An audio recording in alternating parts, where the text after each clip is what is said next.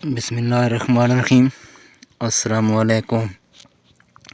حضور صلی اللہ علیہ وسلم جب حضرت خدیجہ رضی اللہ تعالیٰ عنہ کا مال تجارت لے کر ملک شام کی طرف گئے تو وہاں جا کر نستورہ سے ملاقات ہوئی۔ نستورہ عیسائی تھا اور اس نے کتابوں میں پڑھ رکھا تھا کہ حضور صلی اللہ علیہ وسلم کے بارے میں جو نشانیاں تھیں اس کے وہ دیکھی ہوئی تھیں، تو اس کی جو ملاقات تھی وہ حضور صلی اللہ علیہ وسلم سے ہوئی، تو اس کی باتیں جو ہوئیں وہ بہت دلچسپ ہیں، وہ اس میں ویڈیو میں بیان کی جائیں گی۔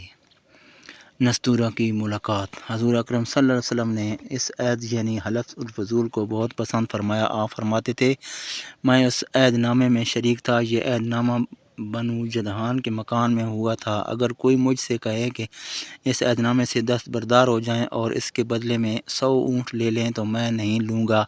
اس عہد نامے کے نام پر اگر کوئی آج بھی مجھے آواز دے تو میں کہوں گا میں حاضر ہوں۔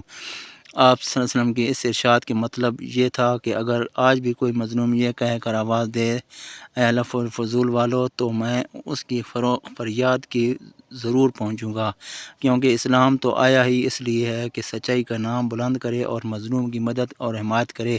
یہ حلف الفضول بعد میں بھی جاری رہا۔ مکہ میں آپ کی امانت اور دیانت کی وجہ سے آپ کو امین کہہ کر پکارا جانے لگا تھا۔ آپ کا یہ لقب بہت مشہور ہو گیا تھا، لوگ آپ کو امین کے علاوہ اور کسی نام سے نہیں پکارتے تھے۔ انہی دنوں ابو طالب نے آپ سے کہا اے بھتیجے میں ایک بہت غریب آدمی ہوں اور قحط سالی کی وجہ سے زیادہ سخت حالات کا سامنا ہے، کافی عرصہ سے خشک سالی کا دور چل رہا ہے، کوئی ایسا ذریعہ نہیں کہ آپ نہ کام چلا سکیں اور نہ ہماری کوئی تجارت ہے۔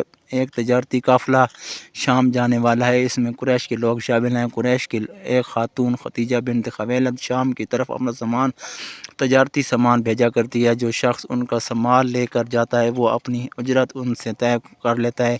اب اگر تم ان کے پاس جاؤ اور ان کا مال لے کر جانے کی پیشکش کرو تو وہ ضرور اپنا مال تمہیں دے دیں گی، کیونکہ تمہاری امانت داری کی شہرت ان تک پہنچ چکی ہے۔ اگرچہ اس میں بات کو پسند نہیں کرتا کہ تم شام کے سفر پر جاؤ، یہودی تمہارے دشمن ہیں، لیکن حالات کی وجہ سے میں مجبور ہوں، اس کے علاوہ کوئی چارہ نہیں۔ یہاں تک کہہ کر ابو طالب خاموش ہو گئے۔ تب آپ نے فرمایا ممکن ہے وہ خاتون خود میرے پاس کسی کو بھیجیں۔ یہ بات آپ صلی اللہ علیہ وسلم نے اس لیے کہی تھی کہ سید الکبریٰ رضی اللہ عنہ کو ایک بااعتماد آدمی کی ضرورت تھی، اور اس وقت مکہ میں آپ سے زیادہ شریف پاک باز امانت دار سمجھدار اور قابل اعتماد آدمی کوئی نہیں تھا۔ ابو طالب اس وقت بہت پریشان تھے۔ آپ کی یہ بات سن کر انہوں نے کہا اگر تم نہ کہے تو مجھے ڈر ہے وہ کسی اور سے معاملہ طے کر لے گی۔ یہ کہہ کر ابو طالب اٹھ گئے، اور ادھر آپ کو یقین سا تھا کہ سید خدیجہ رضی اللہ عنہ خود ان کی طرف کسی کو بھیجیں گی، اور ہوا بھی یہی۔ سید خدیجہ رضی اللہ عنہ نے اللہ کے سوا رسول اللہ علیہ وسلم کو بلا بھیجا، پھر آپ سے کہا میں آپ کی سچائی، امانت داری اور نیک اخلاق کے بارے میں سنا ہے، اور اسی وجہ سے میں نے آپ کو بلوایا ہے۔ جو معاوضہ آپ کی قوم کے دوسرے آدمیوں کو دیتی ہوں آپ کو ان سے دوگنا دوں گی۔ آپ نے ان کی بات منظور فرما لی۔ پھر آپ اپنے چچا ابو طالب سے ملے، انہیں یہ بات بتائی۔ ابو طالب سن کر بولے یہ روزی تمہارے لیے اللہ نے پیدا فرمائی ہے۔ اس کے بعد آپ صلی اللہ علیہ وسلم سید خدیجہ رضی اللہ عنہ کا سامان تجارت لے کر شام کی طرف روانہ ہوئے۔ سیدہ خدیجہ کبریٰ رضی اللہ عنہ کے غلام میسرہ آپ صلی اللہ علیہ وسلم کے ساتھ تھے۔ روانگی کے وقت حضرت خدیجہ رضی اللہ عنہ نے میسرہ سے کہا کسی معاملے میں ان کی نافرمانی نہ کرنا، جو بھی یہ کہیں وہی کرنا، ان کی رائے سے اختلاف نہ کرنا۔ آپ صلی اللہ علیہ وسلم کے سب چچاؤں نے قافلے والوں سے آپ کی خبر گیری رکھنے کی درخواست کی۔ اس کی وجہ یہ بھی تھی کہ ذمہ داری کے لحاظ سے یہ آپ صلی اللہ علیہ وسلم کا پہلا تجارتی سفر تھا، گویا آپ صلی اللہ علیہ وسلم اس کام میں بالکل نئے تھے۔ ادھر آپ روانہ ہوئے، ادھر آپ صلی اللہ علیہ وسلم کا معجزہ شروع ہو گیا۔ ایک بدلی نے آپ صلی اللہ علیہ وسلم کے اوپر سایہ کر لیا، آپ صلی اللہ علیہ وسلم کے ساتھ ساتھ چلنے لگی۔ جب آپ صلی اللہ علیہ وسلم شام پہنچے تو بصرہ شہر کے بازار میں ایک درخت کے سائے میں اترے۔ یہ درخت ایک عیسائی راہب نستورہ کی خانقاہ کے سامنے تھا۔ اس راہب نے میسرہ کو دیکھا تو خانقاہ سے نکل آیا۔ اس وقت اس نے آپ صلی اللہ علیہ وسلم کو دیکھا۔ آپ صلی اللہ علیہ وسلم درخت کے نیچے ٹھہرے ہوئے تھے۔ اس نے میسرہ سے پوچھا یہ شخص کون ہے جو اس درخت کے نیچے موجود ہے؟ میسرہ نے کہا یہ ایک قریشی شخص ہے، حرم والوں میں سے ہے۔ یہ سن کر راہب نے کہا اس درخت کے نیچے نبی کے سوا کوئی آدمی نہیں بیٹھا۔ مطلب یہ تھا کہ اس درخت کے نیچے آج تک کوئی شخص نہیں بیٹھا۔ اللہ تعالیٰ نے اس درخت کو ہمیشہ اس سے بچایا ہے کہ اس کے نیچے نبی کے سوا کوئی دوسرا شخص بیٹھے۔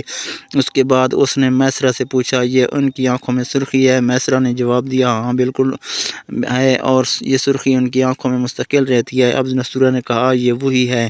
میسرہ نے حیران ہو کر ان کی طرف دیکھا اور بولے کیا مطلب یہ وہی ہیں؟ کون وہی؟ یہ آخری پیغمبر ہیں۔ کاش میں وہ زمانہ پا سکتا جب انہیں ظہور کا حکم ملے گا، یعنی جب انہیں نبوت ملے گی۔ اس کے بعد وہ چپکے سے آپ صلی اللہ علیہ وسلم کے پاس پہنچا۔ پہلے تو اس نے آپ صلی اللہ علیہ وسلم کے سر کو بوسہ دیا، پھر آپ صلی اللہ علیہ وسلم کے قدموں کو بوسہ دیا اور بولا میں آپ صلی اللہ علیہ وسلم پر ایمان لاتا ہوں اور گواہی دیتا ہوں کہ آپ صلی اللہ علیہ وسلم وہی ہیں جن کا ذکر اللہ تعالیٰ نے تورات میں فرمایا ہے۔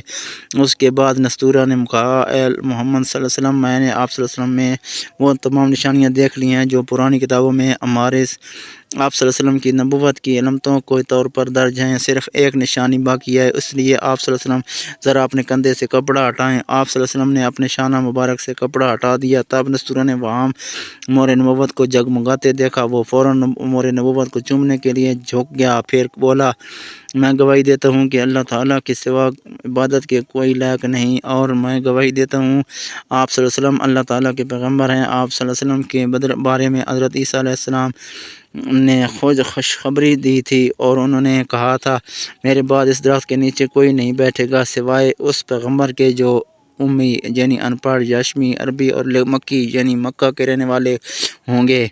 قیامت میں حوض کوثر اور شفاعت والے ہوں گے۔ اس واقعہ کے بعد آپ صلی اللہ علیہ وسلم بصرہ کے بازار تشریف لے گئے۔ وہاں آپ صلی اللہ علیہ وسلم نے مال فروخت کیا جو ساتھ لائے تھے اور کچھ چیزیں خریدیں۔ اس خرید فروخت کے دوران ایک شخص نے آپ صلی اللہ علیہ وسلم سے کچھ جھگڑا کیا اور بولا لات و عزیٰ کی قسم کھاؤ۔ آپ صلی اللہ علیہ وسلم نے فرمایا میں ان بتوں کے نام پر کبھی قسم نہیں کھائی۔ آپ صلی اللہ علیہ وسلم کا یہ جملہ سن کر وہ شخص چونک اٹھا۔ اور اس کے بعد ہوگا سید خدیجہ رضی اللہ عنہا سے نکاح کا ویڈیو ہوگی۔ اللہ پاک ہمیں عمل کی توفیق عطا فرمائے۔ انشاءاللہ اگلی ویڈیو میں ملاقات ہوگی۔ اللہ حافظ۔